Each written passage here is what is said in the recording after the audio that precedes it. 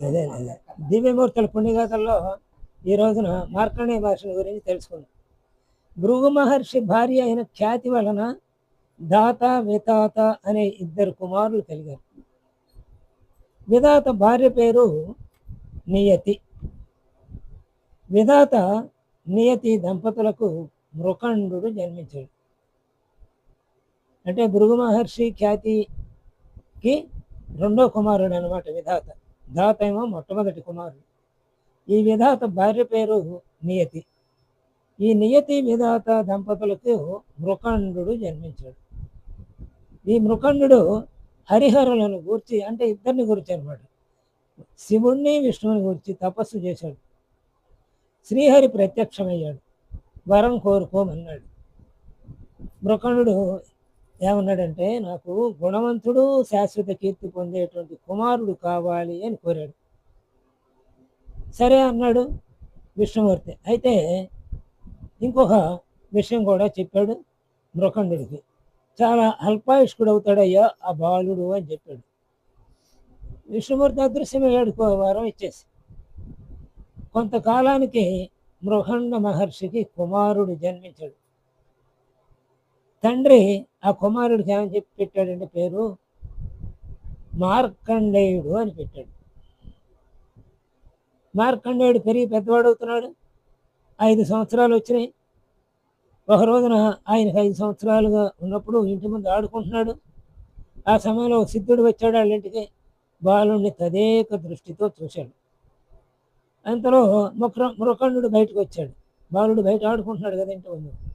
మృకండు వచ్చాడు, సిద్ధుడిని చూశాడు. సిద్ధుడి వైఖరి చూసి ఈ బాలుని వయస్సు ఎంత అని అడిగాడు. సిద్ధుడే అడిగాడు మృకండుని, ఈ బాలుడి వయసు ఎంత అయ్యా అని. 5 సంవత్సరాలు అని చెప్పాడు ఈయన. ఆ సమాధానం విన్న తర్వాత ఇతడు ఎక్కువ రోజు, ఇంకొక 6 మాసాలు మాత్రమే బతుకుతాడు అని సిద్ధుడు చెప్పాడు మృకండుడితో. ఆ తర్వాత సిద్ధుడు వెళ్ళిపోయాడు. తండ్రికి భయం వేసింది. అంటే తండ్రి మృకండుడికే భయం వేసింది. కుమారుని దగ్గరికి తీసుకున్నాడు. నాయనా, నీవు వెళ్ళి సప్తఋషుల ఆశీర్వాదం పొందు అన్నాడు. వాడు సాధారణంగా దీర్ఘాయుష్మాన్ భవ అంటారు కదా, సహజంగా శతమానం భవతి అంటారు, లేకపోతే ఆయురారోగ్యైశ్వర్య అభివృద్ధి అని దీవిస్తారు కదా. అందులో సప్తఋషుల దీవెన ఊరికే పోదు కదా. అందుకని వాళ్ళ దగ్గరికి వెళ్ళి ఆశీర్వాదం పొందమన్నాడు. మార్కండేయుడు తన తండ్రి ఆజ్ఞ మేరకు వెళ్ళాడు. సప్తఋషుల దగ్గర వినయ విధేయతలతో 2 చేతులు ఎత్తాడు, నమస్కరించాడు. ఆ తర్వాత ఊరుకోలేదు, పాదాభివందనం చేశాడు వాడు. అప్పుడు వాళ్ళందరూ కూడా దీర్ఘాయురస్తు అని దీవించారు.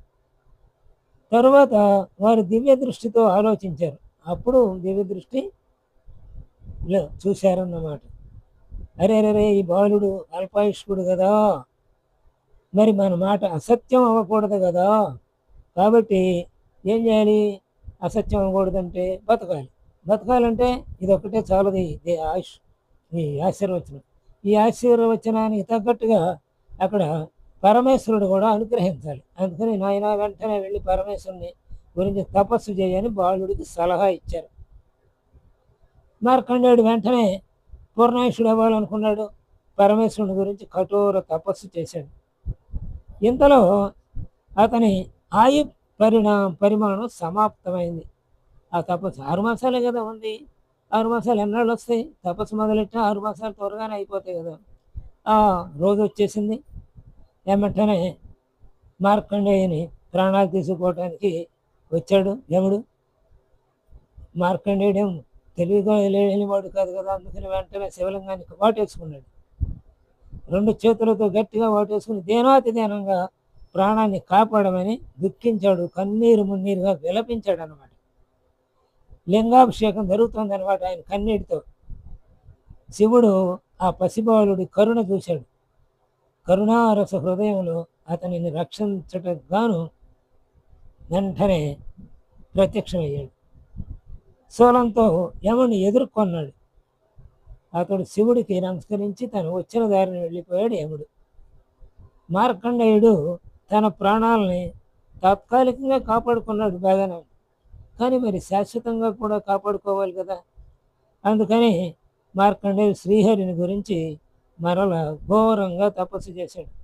చూసారా, తండ్రి వారసత్వం వస్తుందంటారే అలాగే మృకండు హరిహరులు ఇద్దరినీ గురించి తపస్సు చేశాడు. అప్పుడు విష్ణువు ప్రత్యక్షమయ్యాడు, వరం ఇచ్చాడు, మంచి బాలుడే కావాలన్నాడని.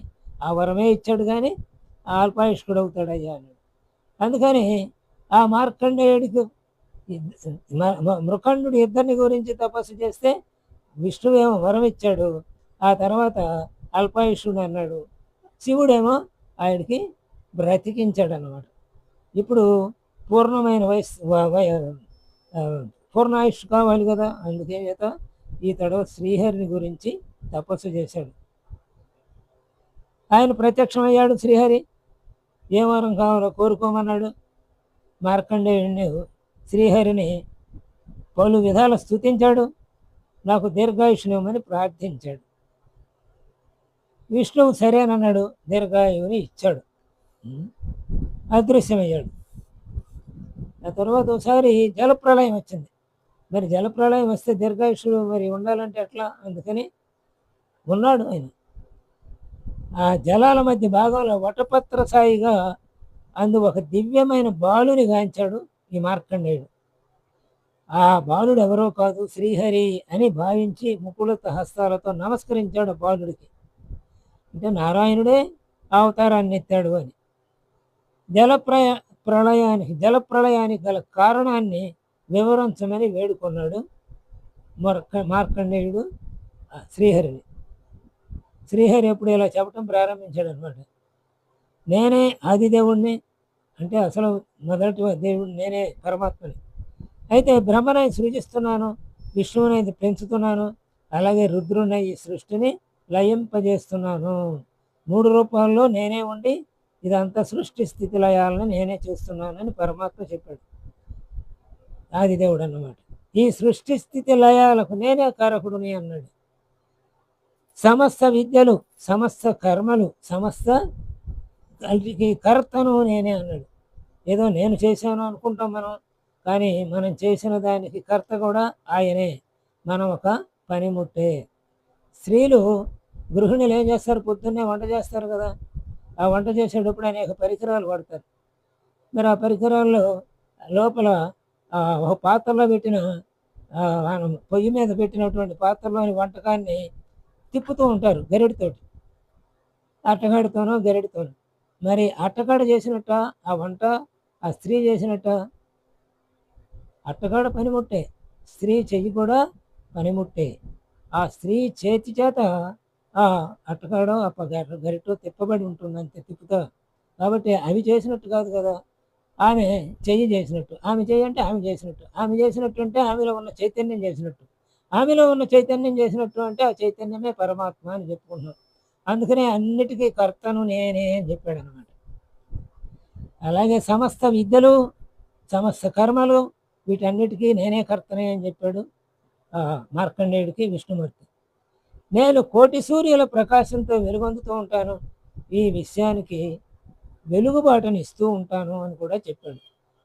ఇంకా ఏం చెప్పాడంటే, మొదట్లో గౌరముఖుడు అనే మహీపాలునికి వచ్చిన సందేహాలను తీరుస్తూ ఇలా చెప్పాడట. ఏమని? ఆదిలో అంటే ఆ మహీపాలుడికి గౌరముఖుడు అనే మహీపాలుడికి చెప్పిన దాన్నే ఇప్పుడు చెప్పుంటాడు బహుశా.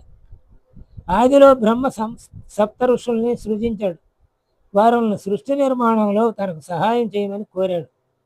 అతడు భగవంతుని పాదసేవ చేయ కుతూహలపడ్డాడు గౌరముఖుడు. బ్రహ్మ కోరికను కుతూహలపడి బ్రహ్మ కోరికను తిరస్కరించాడు అనమాట. అంటే నేను భగవత్ సేవలో ఉంటా కానీ సృష్టి కార్యంలో ఉండను అంటున్నాడు అనమాట. బ్రహ్మ కోపం వచ్చింది, మీ బ్రహ్మ విజ్ఞాన గర్వము బూడిద పాలుగాక అని శపించాడు. తత్ఫలితంగా వారు వివాహం చేసుకుని పుత్రులను బడిశారు. వారు దేవతలచే పూజింపబడి సనాతన లోకములో నివసిస్తూ యోగశుద్ధిగాంచారు. యోగ బలంలో సకల యోగులకు యోగాభివృద్ధి గావింతురు అని గౌరముఖునకు చెప్పాడు. అరణ్యవాసంలో ఉన్న పాండవులకు మార్కండేయుడు ధర్మరాజునకు కలియుగ ధర్మాలను బోధించాడు. కలియుగంలో సత్యం మరుగుపడిపోతుందన్నాడు, అసత్యం ప్రబలుతుందన్నాడు. మోహబలము వలన లోహములో భావావేశము, కామము, కామావేశము వలన క్రోధము, క్రోధావేశంతో వైరం పెరుగుతుంది. కామయేష క్రోధయేష రజోగుణ సముద్భవ మహాశనో మహాపాప విద్యేన మిహవైరణం. మహాశనో మహాపాప విద్యేన మిహవైరణం. ఇవే ముఖ్యమైన శత్రువులని తెలుసుకో అని చెప్పాడు కదా అందులో. కామం వల్ల క్రోధము, క్రోధము వల్ల వైరము. ఇవి మహాపాపానికి, నాశనానికి దారి తీస్తాయి అన్నమాట. అదే కలియుగంలో జరగబోయేది అని చెప్పాడు. బ్రాహ్మణులు వేదశాస్త్రాలను విడిస్తారు, దురభ్యాసాలకు అలవాటు పడతారు. శూద్రులు తపస్సంపన్నులు అవుతారు, సస్యఫలాలు తరిగిపోతాయి, వ్యాపారాల్లో మోసం పెరుగుతుంది, సకాలంలో వర్షాలు పడవు. ఇప్పుడు కూడా అలాగే జరుగుతుంది కదా, అకాలం వర్షాలు ఎక్కువగానే కురుస్తున్నాయి కదా. వర్ణాంతర వ్యవహారాలు బాగా పెరుగుతాయి, సాధుజనులు కష్టాలను ఎదుర్కొంటారు, పాపాత్ములు అనతి కాలంలోనే సిరి సంపదలను పెంచుకుంటారు, తాత్కాలిక సుఖం పొందుతారు. పాపాత్ములు ఫలమిచ్చే వృక్షాలను నరికివేస్తారు, దుస్సాంగత్యంతో స్త్రీలు మద్యపానానికి అలవడతారు, పరస్పర ద్వేషాలు, ఈర్ష్య, కక్ష సాధింపులు పెరుగుతాయి. అందుకనే ఇంకా పల్లెటూళ్ళకి పాకలేదు కానీ స్త్రీలు సురాపానానికి అలవాటు పడిన వాళ్ళు పెద్ద పెద్ద నగరాల్లో, హైదరాబాదు, మద్రాసు, అలాగే బొంబాయి లాంటి నగరాల్లో అలవాటు పడుతూ అది గొప్ప సంస్కృతి అనుకుంటూ ఆ మాయలో పడిన వాళ్ళ స్త్రీలు చాలామంది అక్కడ కనపడుతూ ఉంటారు మనకి పబ్బుల్లో. అంటే కల్పవృక్షాలను కూడా నరికేస్తారు. కల్పవృక్షాలు, తాడి చెట్లు ఇవన్నీ కల్పవృక్షాల కిందే వస్తాయి. దుస్సాంగత్యంతో స్త్రీలు మద్యపానం చేస్తారు, పరస్పర ద్వేషాలు, ఈర్ష్య, కక్ష సాధింపులు కూడా పెరుగుతాయి. అబద్ధం ఆడటానికి అసలు జంకు గొంకు ఉండదన్నమాట. తల్లిదండ్రులు కన్నపిల్లలను చంపుతారు, అలాగే పిల్లలు తల్లిదండ్రులను కూడా కిరాతంగా చంపుతూ ఉంటారు. తండ్రి కూతురుతో కూడుతుంది. అలాగే వ్యభిచారము, జోదము, మద్యపానము మొదలగు దురలవాట్లు, దుర్గుణాలు బాగా పెరుగుతాయి. ప్రజలు బహు రోగపీడితులై బాధపడతారు. ప్రజలు రాక్షసులై ఒకరినొకరు చంపుకుంటారు. స్వార్థం, అధికారదాహం, అక్రమార్జన పెరిగి నీతి నిజాయితీ నశిస్తుంది. అంతా కూడా ఎక్కువ మంది మృగాలుగా ప్రవర్తిస్తారు కలియుగంలోని. ఇదంతా కూడా కలియుగ ధర్మాన్ని గురించి, కలియుగంలో జరగబోయే పరిణామాల గురించి గౌరవముఖుడికి విష్ణుమూర్తి చెప్పాడనమాట. అలాగే అరణ్యంలో ఉన్న పాండవులకు మార్కండేయుడు ధర్మరాజుకి చెప్పాడు ఇవన్నీ. ఇది మార్కండేయుని చరిత్ర క్లుప్తంగా వస్తుంది.